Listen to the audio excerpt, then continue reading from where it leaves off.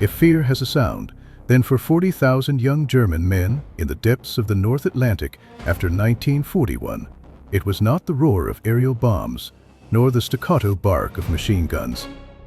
It was exactly that sound you just heard.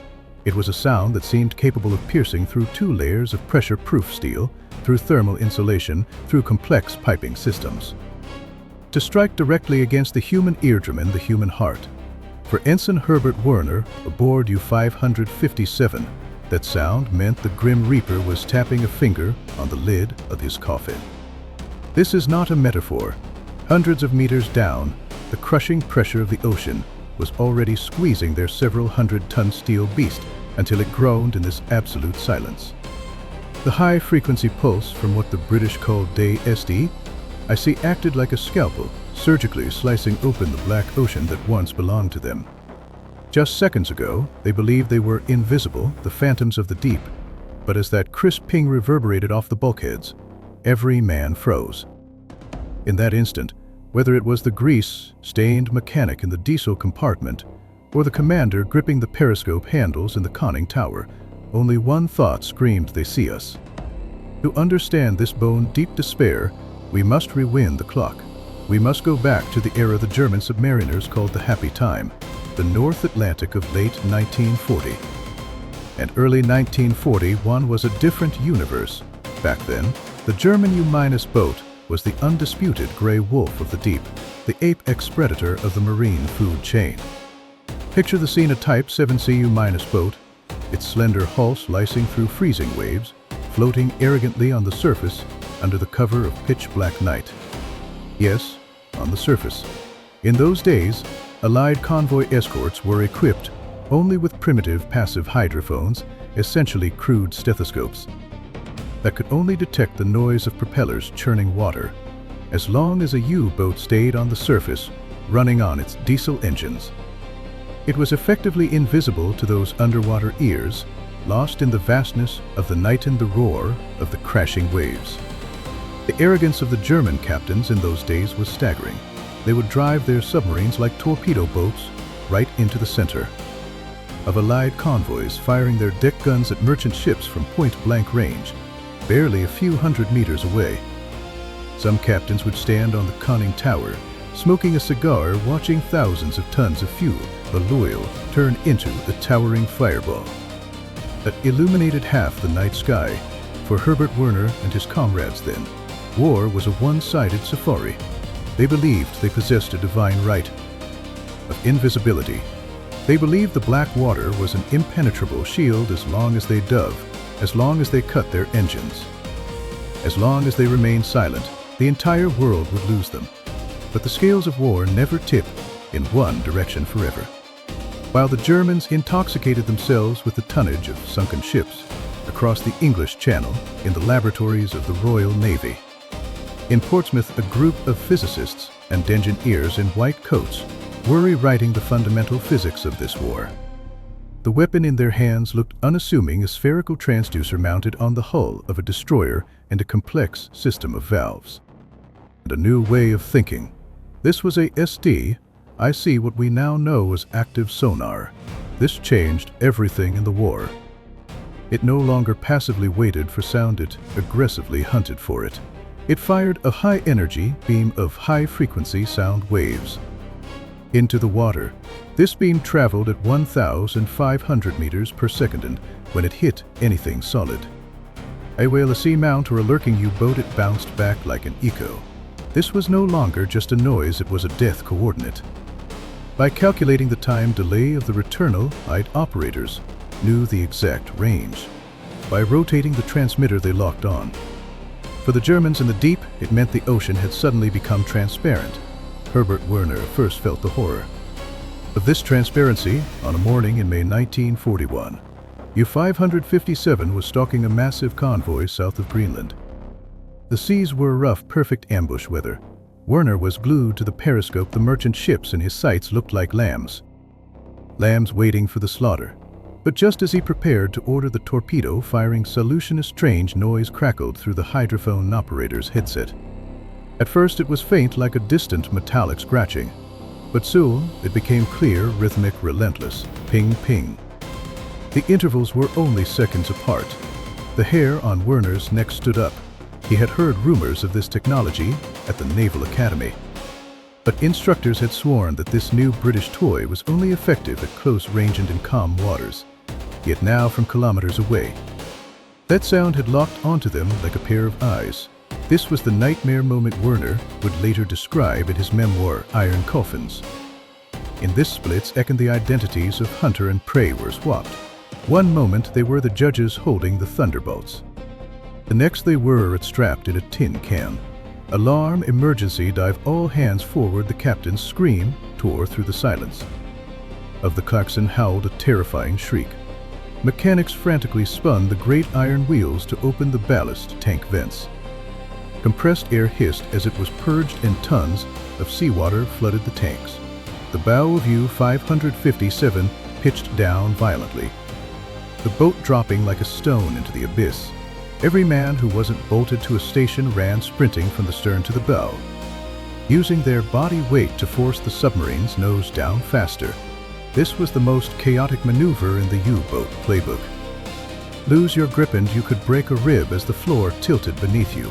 The needle on the incrementor danced wildly. 10 degrees, 20 degrees, 30 degrees down. The boat was practically falling. But amidst this chaos, that terrible sound remained, shadowing them. Ping, ping.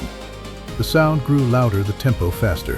The changing frequency of the sonar waves told the experienced ears that the destroyer above was accelerating. It was a cruel psychological torture. You know death is coming, you can hear his footsteps. But you are trapped in a steel cage, able to do anything but wait. As the depth gauge passed 150 meters, the hull emitted a teeth-grinding screech of compression. They were nearing the crushing depth of the U-boat, the captain whispered. The order silent, running. Instantly the steel beast played dead. The massive diesel engines work old, the electric motors stopped. Every ventilation fan was cut, even the toilet flush pumps were forbidden. 50 men turned into statues. They gripped pipes, or lay in their bunks, shallowing their breathing. Some took off their shoes, walking in thick wool socks on the rubber-matted deck, terrified that the sound of a dropped wrench or a squeaking bolt would be picked up by the sensitive ear overhead. At this depth, the interior of the submarine became a pressure cooker. With the ventilation off, the temperature skyrocketed past 35 degrees Celsius, and humidity hit 100%. Condensation dripped like sweat from the cold steel hull plates, mixing with the smell of bilge oil, rotting food, diesel fumes, and the sour reek of 50 unwashed men to form a unique scent that only U-boat crews knew the smell of fear. But the heat wasn't the hardest part. The hardest part was when the sound changed. The active ping suddenly stopped. This was not a sign of safety. For the veteran sailor, this was the most terrifying moment of all. ASDIC had a fatal flaw. When the destroyer rushed directly over the submarine, the angle of the sonar beam meant it would lose contact in the final few hundred meters. When the ping stopped, it meant the destroyer was directly overhead. Immediately, a new sound replaced it, the dull rhythmic thrumming of propellers, churning the water, sounding like a train roaring over a tunnel roof. Whoosh, whoosh, whoosh. The sound swept from the left ear to the right. Every man instinctively hunched his shoulders, staring up at the thin steel ceiling, as if their gaze could penetrate it and see the bombs falling. Depth charges in the water, the hydrophone operator whispered, his voice trembling. Then came the seconds of suffocating waiting. Time solidified. You could hear the heart of the man next to you beating like a drum. You could hear the condensation dripping onto the chart table. 1 second, 2 seconds, 3 seconds, boom, boom, boom. The explosions didn't travel through air. They traveled through incompressible water, hitting the submarine's keel like a sledgehammer. In that instant, the entire boat was slapped by a giant's hand. Light bulbs shattered, plunging the hull into darkness save for the eerie red glow of emergency lights. The violent concussion tossed men like ragdolls, slamming them against valves and pipes, drawing instant blood.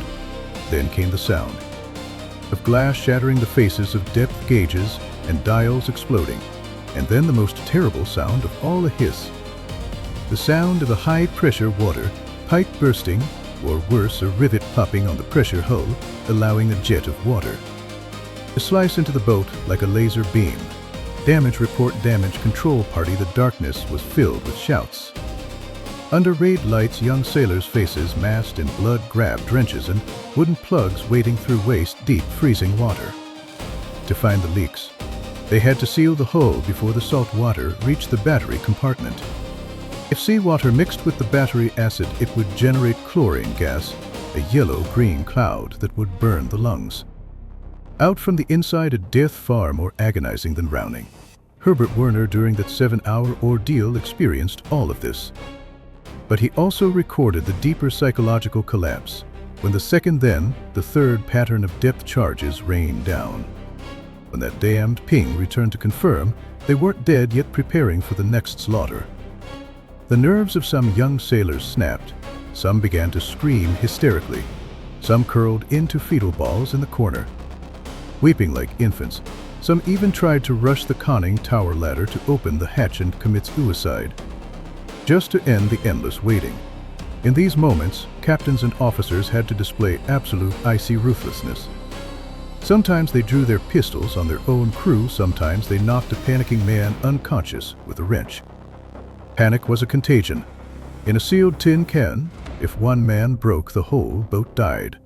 And yet this was only 1941. As the war ground on the news tightened, by 1940 and especially during the Black May of 1943, this game of cat and mouse escalated to a new dimension. The Allies weren't content with just hearing the submarines. They began to see them. This was a dimensional strike against the U-boats. Previously, WWII boats surfaced at night.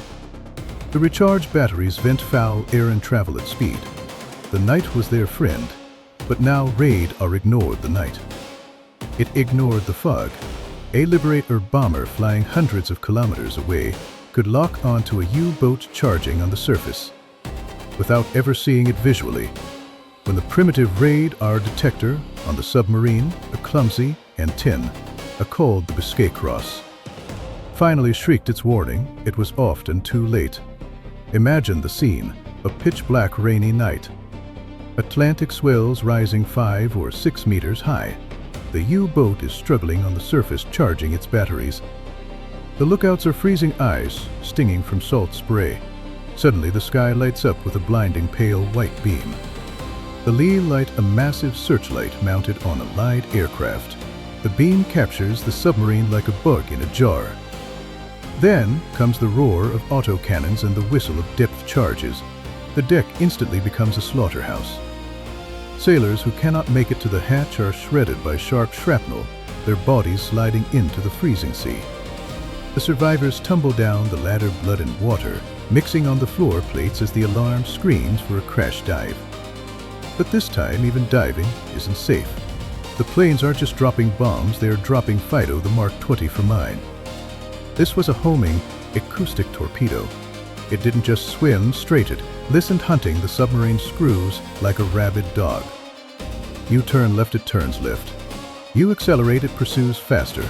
In the secret diary of Wolfgang Hirschfeld on U-1's Eero 9. This despair is documented in detail. He was the man who knew the technology best, and thus, he was the man with the least hope. He wrote, "We were told enemy hydrophones could only hear loud noises, that if we went deep we were safe. But it was all lies." In sleepless nights he listened to the ocean. He heard not just enemy signals but the death cries of friendly submarines. Sometimes he would hear a distant series of explosions followed by the screeching sound of metal being crushed by implosion. And then silence. He knew that another U-boat number along with 50 names had just been erased from the naval registry forever.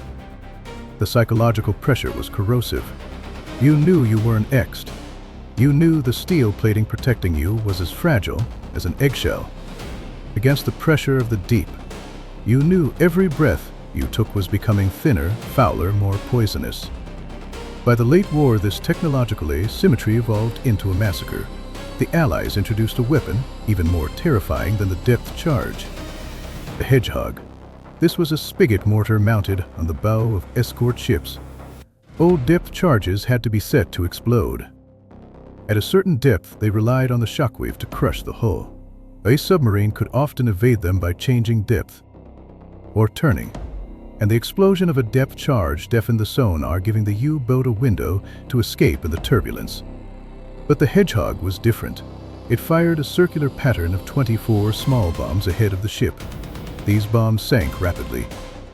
And the most terrifying part, they had contact fuses. They would only explode if they hit something hard. This meant that if they missed, they made no sound. They simply sank to the bottom, silent as the grave. For the sonar operator on the surface, this was perfect. No explosions to disrupt his tracking. For the submarine crew, it created a new kind of horror. You heard the splash of them entering the water, and then absolute silence. No explosions, no shaking. You didn't know if the bombs were drifting past you just meters away, or if they were plummeting straight towards your hull. You could only wait in the silence if you were still alive 10 seconds later. They had missed.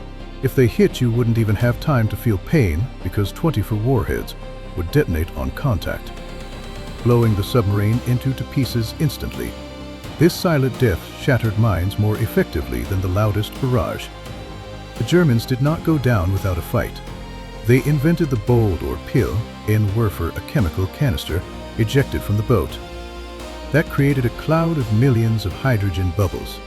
This bubble cloud reflected sonar waves, creating a false echo, a ghost submarine. To trick the ASDIC, for a while it worked. Submariners watched their sonar screens as destroyers bombed a cloud of bubbles, while they slipped away feeling the euphoric rush of cheating death. But the Allies soon learned to distinguish the mushy echo of bubbles from the sharp metallic ping of a U-boat. The Germans invented the snorkel, a breathing tube that allowed them to run diesel engines while submerged at periscope depth, recharging batteries without surfacing. But the snorkel was flawed. It was loud. The head was coated in radar-absorbent material, but it still left a wake, and the valves often failed. If a wave washed over the head, the intake valve would slam shut and the massive diesel engines would instantly suck the air out of the boat to keep running. In seconds, the cabin pressure would drop so violently that eardrums ruptured and eyes hemorrhaged. In this brutal game, the statistics are cold and honest. In May 1943 alone, Black May Admiral Donitz lost 41 U-boats. That was a quarter of his operational force. These weren't just numbers, they were 2,000 experienced sailors, 2,000 sons and fathers. Throughout World War II, approximately 40,000 German men boarded U-boats to fight in the Atlantic. By May 1945, fewer than 10,000 came home. 30,000 men lay at the bottom of the sea, a death rate of 75%. This was the highest mortality rate of any combat unit in the entire war. Higher than the infantry in the meat grinder of the Eastern Front, higher even than the kamikaze pilots of Japan. Most of them never saw the enemy's face. They never fired a torpedo. They never left a final message. They simply heard in the dead of night or the gray of dawn that single sharp ping from hell. And then in the ensuing darkness, asphyxiation, and crushing pressure, they met their end in twisting steel. Although in the final months of the war, Germany produced the revolutionary Type 21 submarine, a vessel with a streamlined hull, capable of high underwater speeds and prolonged submersion, it was too little too late. History has no what-ifs. Technology has no mercy. For survivor Herbert Werner, even decades later, living safely under the American sun, that sound, that monotonous cold metallic ping, would still invade his nightmares whenever he heard it. He was instantly transported back to that steel, to breaking of oil and sweat, back to the deep-sea hell. For those who survived the iron coffins, the war never truly ended.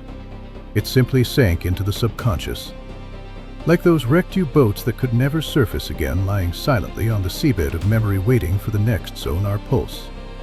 If you want more hardcore breakdowns of history's deadliest miscalculations, smash that like button, unsubscribe. I'm your strategy observer.